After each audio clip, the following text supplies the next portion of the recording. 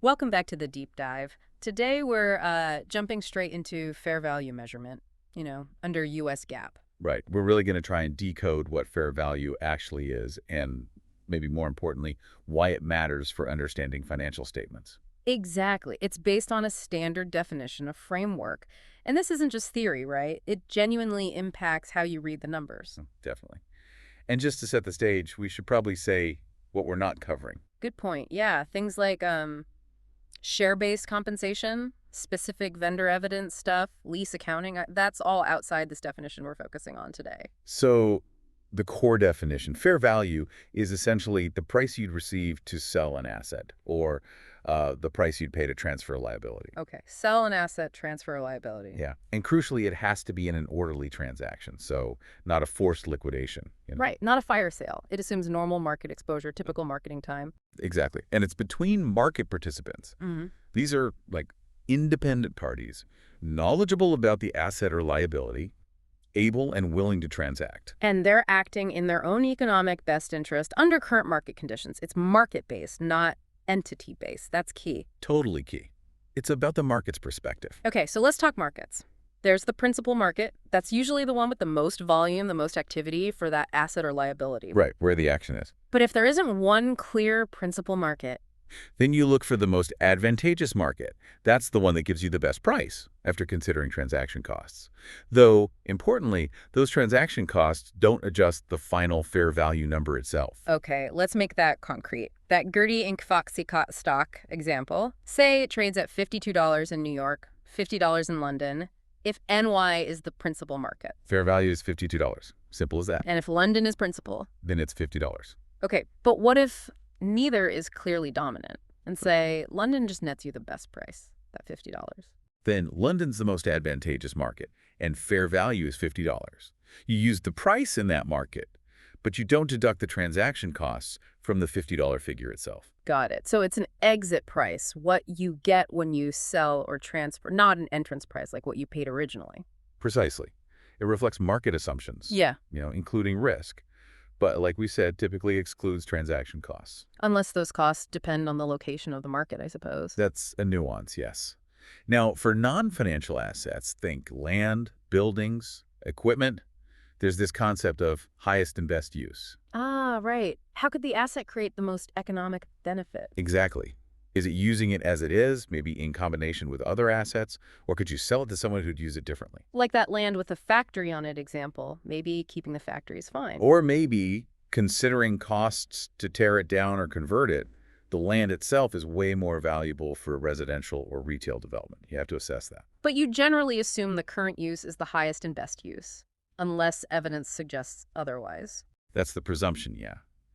But this highest and best use idea, it doesn't really apply to financial assets or liabilities. Because they don't have alternative uses tied to groups of other assets, like a factory might. Correct. For liabilities, a key factor is non-performance risk, basically. The risk that the entity won't fulfill the obligation.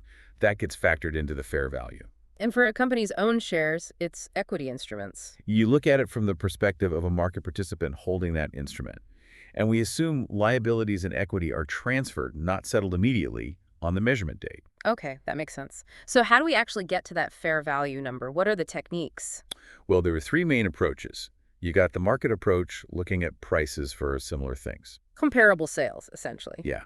Then the income approach, projecting future amounts, like cash flows, and discounting them back to today's value. Okay. And the cost approach, what would it cost to replace the asset service capacity? Sometimes you might use a combination of these. And the inputs you use for these techniques matter a lot, don't they? There's a hierarchy. A very important hierarchy. It prioritizes observable inputs over unobservable ones. Level 1 is the top. That's the gold standard, right? Quoted prices in active markets for identical assets or liabilities, Yeah. like a stock price on the NYSE. Exactly. Highly reliable.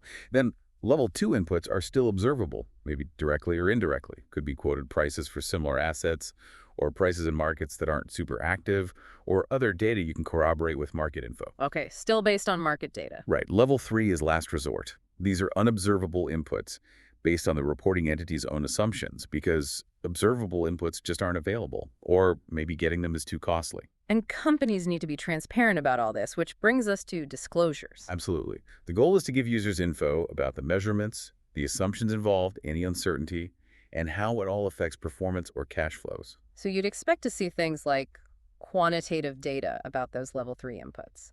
Definitely. And maybe sensitivity analysis showing how changes in those level 3 assumptions could impact the fair value. Also, info if a non-financial asset is measured differently from its highest and best use. Right, and this hierarchy applies even for things disclosed in the notes, but not actually measured at fair value on the balance sheet itself. Correct. Like the Marker 8 example, they bought stock for $24. It's now trading actively at $21.50. That $21.50 is.